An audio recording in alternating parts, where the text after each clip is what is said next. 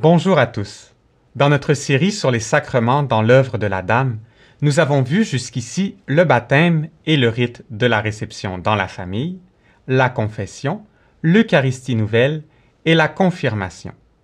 À chaque fois, nous avons souligné les efforts que nous devons fournir pour correspondre aux grâces que nous donnent ces sacrements.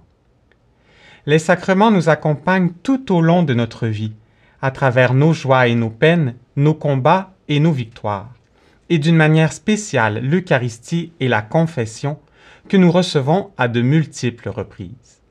Nous pouvons toujours y trouver l'aide nécessaire pour devenir des saints et cheminer vers Dieu. Dans notre sanctification, il arrive que nous soyons confrontés à la maladie ou à un accident qui affecte notre santé physique. Aussi, un jour, nous passerons tous par la mort. Pour nous aider à faire face à ces étapes, Jésus nous a laissé le sacrement des malades.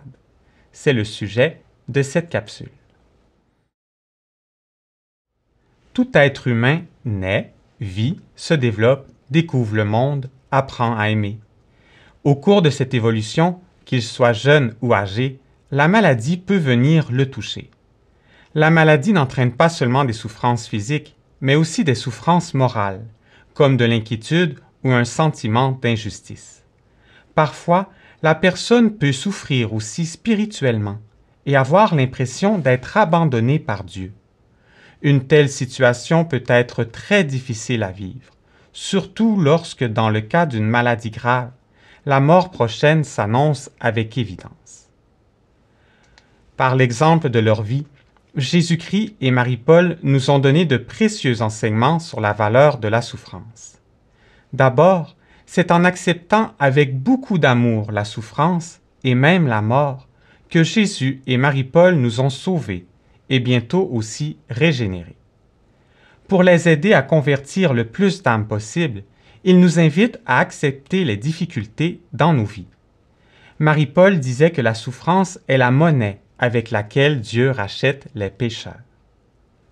Leur exemple donne un sens à nos souffrances, et nous comprenons aussi que la maladie et la vieillesse sont l'occasion pour l'âme de se rapprocher de Dieu et de se préparer aux belles choses qui l'attendent après la mort dans les autres mondes. Pour avoir la force nécessaire pour bien porter la croix de la maladie, l'âme peut donc compter sur les grâces du sacrement des malades. Au cours de sa vie, Jésus a guéri de nombreux malades.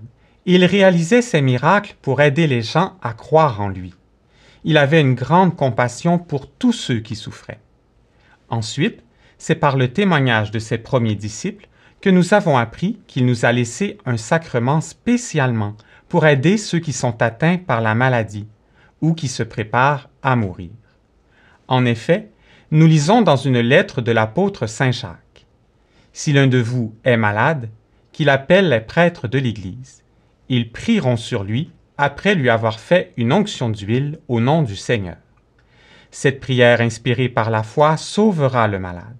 Le Seigneur le relèvera et, s'il a commis des péchés, il recevra le pardon. » Nous avons là l'essentiel du déroulement du sacrement des malades. Le prêtre impose les mains sur le malade en priant.